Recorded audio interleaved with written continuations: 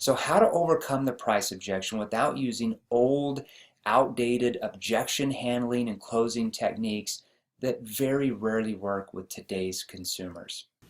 One of the biggest concerns that salespeople get, and it doesn't matter what you sell, pharmaceuticals, medical devices, life insurance, financial services, cars, coaching, consulting, MLMs, network marketing, direct sales, door-to-door, B2B, cold calling, calling leads, appointments, doesn't matter what industry you're in. If you do not understand what questions to ask to get your potential customers to overcome the dreaded "we can't afford it," it's very hard to get to a multiple six-figure income and selling income per year, 300,000, 500,000 plus, whatever it is. Very hard to get there if we don't understand how to overcome the "we can't afford it" or the price concern. Okay, so today we're going to cover just that for you guys. Okay. So what I'm going to do, and first of all, I'm going to preference this. I took some notes here so I didn't miss anything for you guys. The first thing I want to ask, and you guys can let me know in the chat bar, is do you ever have a prospect? And I already know the answer. I'm just going to ask. Do you ever have a prospect, a potential customer, that when you get to the end, you've gone through, you've asked questions, you've had a great presentation, or so you thought, you go in for the close, especially if you're still using old, traditional closing techniques. You go in for the close. Do you want the red one or the blue one? Do you want to have it delivered Thursday or Friday? Whose name do you want the agreement or the contract under? Stop using those old school closing techniques. They don't work very effectively in our time. Most people are a lot more sophisticated and smarter than that, and they've had that used on them 100 times. So when you use that, trigger sales resistance, and when you try to close, they do what? "We can't afford it. The price is too high. Let me think it over. I need to talk to my spouse, or I need to talk to my boss. Can you call me back in a week, a month, send me some information?" It's just all over the board. And then what do we typically do? How do we normally respond to "we can't afford it"? How do you normally respond? Think about it. Write it down. How do you normally respond? Most salespeople that I have trained, especially my one-on-one program, the way they respond to that is they react to that, which is a deadly mistake in sales. If you react and start getting, I don't want to say pushy, but if you get really needy, like, "Well, what do you mean the price is too high? We've got the best price in this product over your competitor that you're using, and you're going to save money because of X and Y and Z," all these logical reasons on how they're going to save money, which are your opinion, right? It's coming from you, not coming from them. So it's in one ear, out the other. If you use those type of techniques, what happens? Sales resistance. And then you go in and say, "Well, is quality important to you, or is service important to you?" Well, they say, "Yes, of course." But that still doesn't get that concern out of their mind. And I hear a lot of sales trainers that say, "Oh, you just have to create more value." Okay, well, that makes sense. But how do you create value? Can you just tell them the value and they're just going to accept it? No.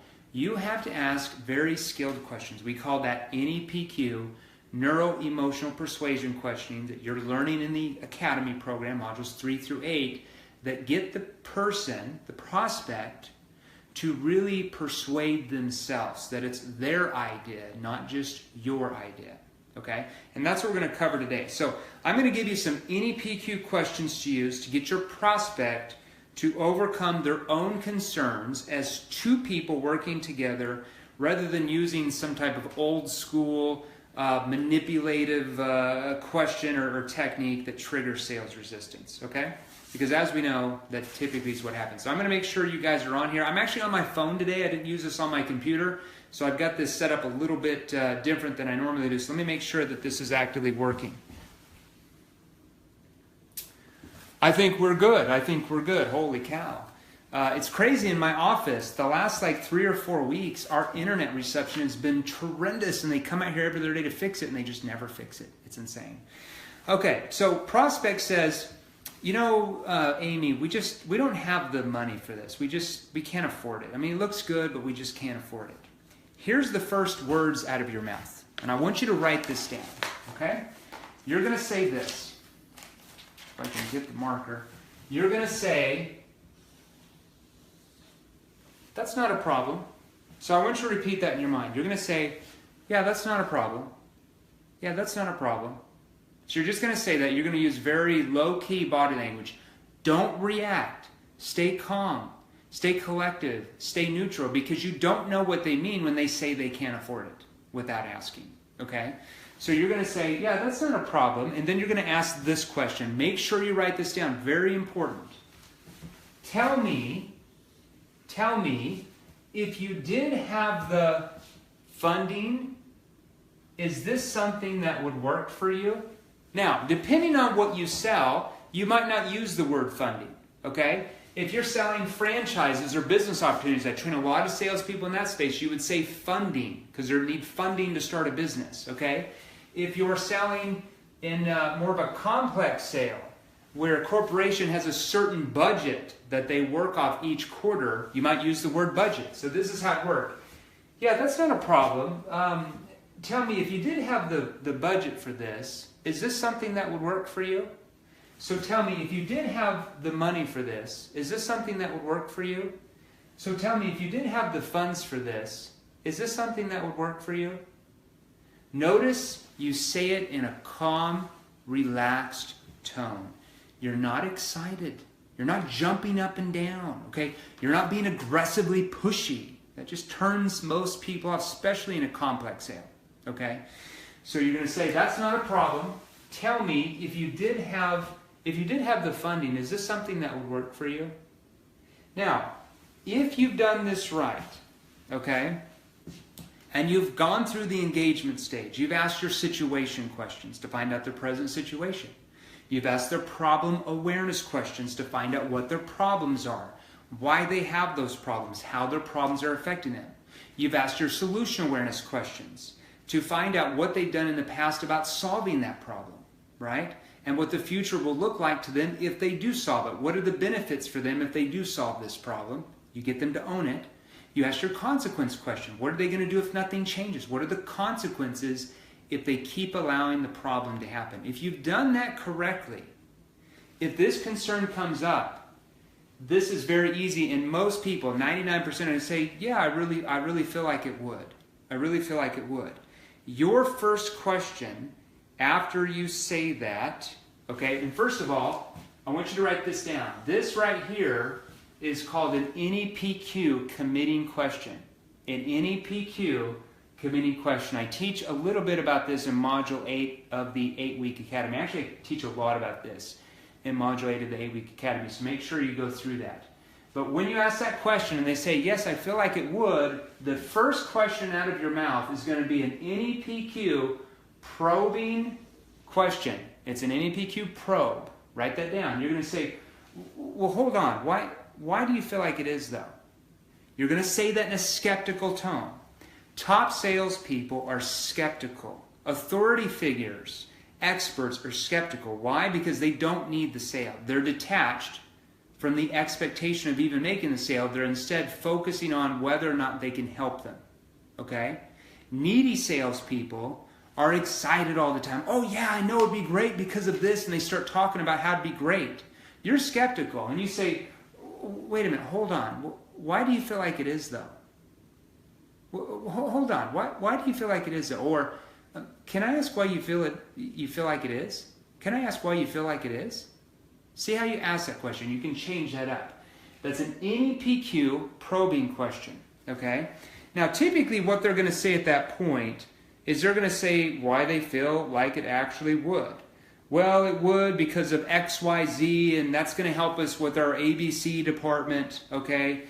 Whatever it is, it depends on what you sell. They're just going to say, yeah, it would because of X and Y and Z and whatever, okay?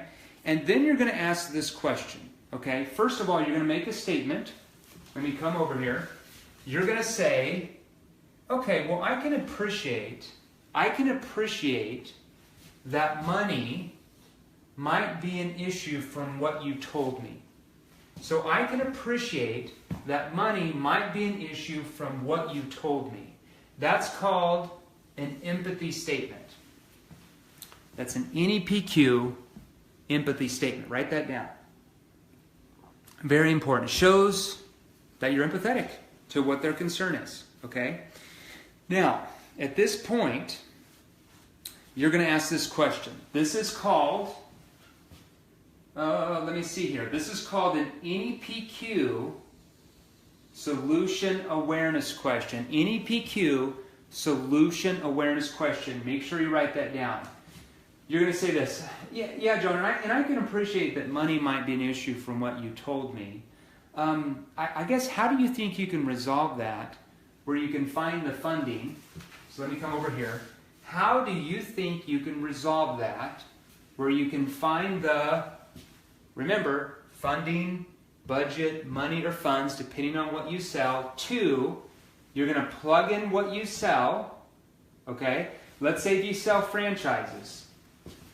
How do you think you can resolve that where you can find the funding to be able to start your own business if you sold franchises? See how I'm plugging in what they said they wanted. Or if you sell life insurance, to get better coverage, or to get a lower rated, a higher rated policy, or whatever it is. If you sell cars, how do you think it would resolve that where you can find the money to be able to have this car for your daughter, or whatever it is, whatever they're searching for? You're just plugging that in right there. And then you can put, so how do you think you can resolve that where you can find the money to blank so that you can blank?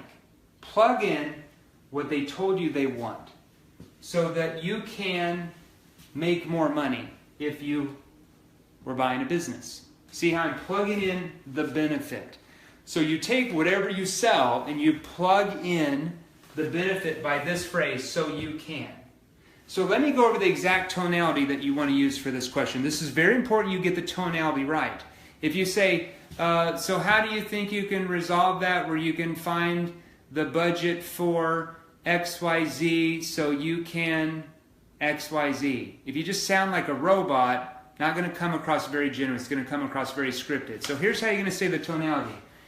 Yeah, and John, I can appreciate that money might be an issue from what you told me. I guess how do you think you can resolve that so you can find the funding so that you can XYZ?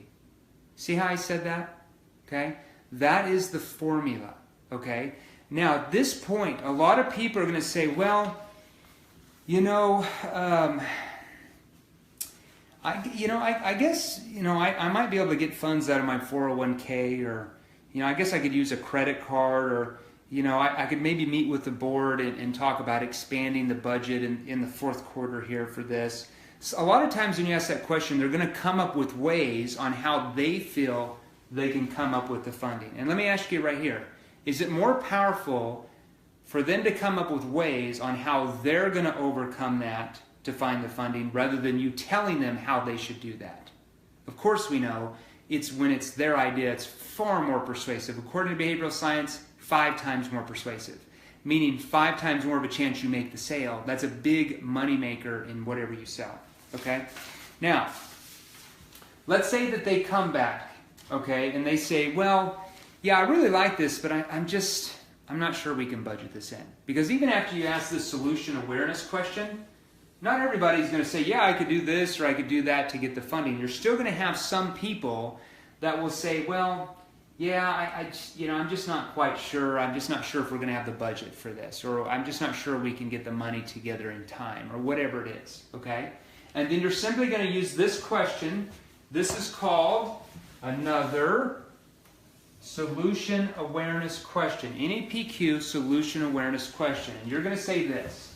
Okay, well, I guess what other avenues do you have to find the funding, budget, money, funds, so you can plug in what they told you they wanted? Does that make sense? So, okay, so John, I guess what other avenues do you have to find the budget so you can get more accurate roofing, roofing on your claims report? If you sell like aerial imaging, for example. I have a client that sells aerial imaging, okay? One of my one-on-one clients where I'm writing this whole sales structure in script, okay? So what other avenues do you have to find the budget so that you can lower your expenses on your claim adjustments? See, that's the benefit for them, lowering their expenses on their claims adjustment or whatever it is. Okay, you're just plugging in what they said they wanted. So let me repeat that with the right tonality. Okay, so Sally, I guess what other avenues do you have to find the funding so you can XYZ to ABC? See, I'm plugging in the benefit, whatever it is. See the tonality that I just used that. Okay, so I guess, what other avenues do you have to find the budget so that you can get the increased policy XYZ or whatever they said they want? It depends on what you sell. It just doesn't matter. The formula works the same. You're just plugging in the benefit they said that they wanted, what they're looking for. Okay? Now, when you do this, a lot of times they're going to come up with ways here at this point. They're going to say, well, I guess I could borrow the funds from my mom, or I could get a home equity line of credit, or you know what, let me meet with the board. There might be a way we can budget an extra 10% in for this quarter, but let me get with the board on that. And then there would be more training on how you would get them to sell the board because you're not there. So that's a whole different training that's outside the scope of this call. How do you position it and get them to basically ask the right questions to the board to get them for that budget, okay? Now, at this point, if they still say that they can't find the funding, okay, you're going to use this suggestion, and I'm going to move this over here. I had to write this on the other side of the board real quick. Let me move this over for you guys. Boom, there we go. Okay, so you're going to say this. They say, well, gosh, I really like this, but I'm not quite sure we're going to be able to do this. Okay, can I make a suggestion to you, John? Yeah, sure, go ahead. Have you ever considered doing it this way? Plug in whatever that way is. Maybe they can make a monthly payment depending on what you sell. Maybe you can negotiate down the quantity so they can afford it. I mean, there's so many different things depending on what you sell. So can I make a suggestion to you, Amy? Yeah, go ahead. Have you ever considered doing it this way? Plug in what that way is, and then you're going to ask, would that help you? Would that help you? Notice how we're only concerned about what? Helping them solve their problem rather than focusing on our agenda of trying to close them and stuff our solution down their throat. Completely different response you'll get from potential customers. That's how you go from being average or even being halfway decent at sales to being the best at sales. Like the top 1% in your industry when you learn this type of skill, especially when you learn NEPQ. So can I make a suggestion to you, Stan? Sure, go ahead. Have you ever considered doing it this way, XYZ for ABC, and then you could do it with these terms? Would that help you? So you're plugging in whatever that way is. Partial payment, whatever, down deposit, whatever you accept for whatever you sell. Okay? Now, that is called an NEPQ diffusing question. So write that down. NEPQ diffusing question. NEPQ diffusing question. Okay? Now,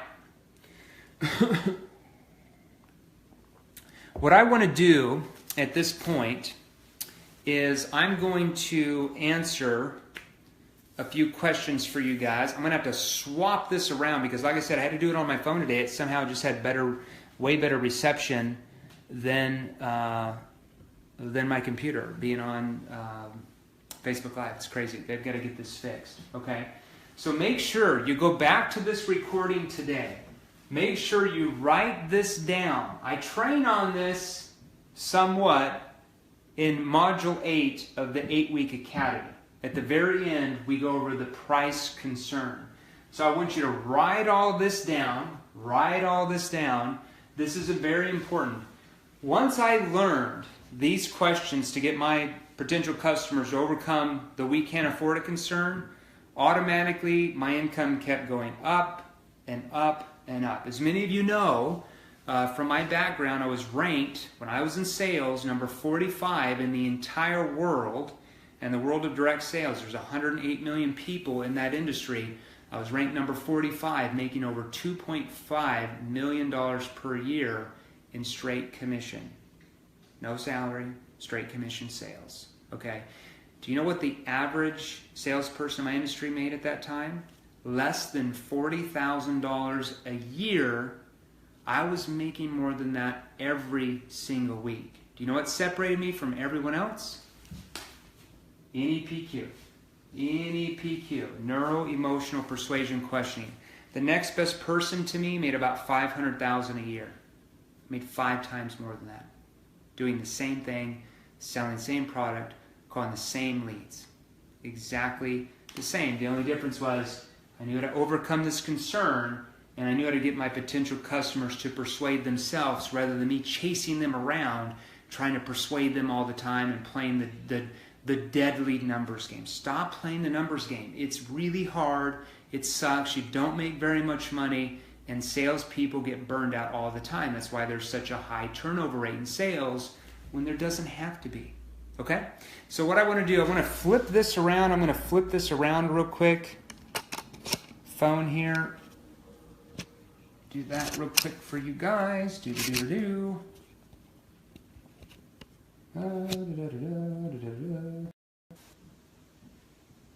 Okay, the screen's going to appear backwards. But let's go through, so unless you can read backwards, that's what's going to happen right now. So what questions do you guys have for me real quick? I know a lot of you get on the recorded versions. If you've got a quick question, type it up in here real quick, and let's go through your question real quick. Like I said, this is a good training today. It only took 24 minutes. Sometimes these are going to be longer than others, but I wanted to get this price concern, the we can't afford a concern out to you guys, because once you learn that skill, literally you can double, triple your results, even if you don't learn anything else. Okay? Well, I'm not going to say that. You're going to have to learn other skills to get to this point. You can't just use this at the very end using old school, outdated boiler room selling techniques or asking a few questions and then going into your sales pitch. Even if you use this at the end, it's not going to be near as effective. Okay? Now, if you found this helpful, you're going to love tomorrow's training. I just gave you a little hors d'oeuvre right now. Tomorrow, you're going to learn to be way more persuasive, which is going to allow you to increase your income, but in a shorter workday. No more pushy, outdated closing tactics that very rarely work anymore. You're going to get predictable results. No more luck, no playing the deadly numbers game. So check your email in the morning for reminders and also links to the actual training. Now remember, this is very important. Tomorrow, don't forget to show up on a laptop or desktop computer. This training is not mobile device friendly. If you're on your mobile, you'll miss out on all the free giveaways, all of the Q&A interaction, and much, much more. So make sure you show up to the training with your desktop or laptop computer. So until then, I hope you enjoyed the training today. I hope it helped you a lot, and I look forward to seeing you on the training tomorrow. Take care.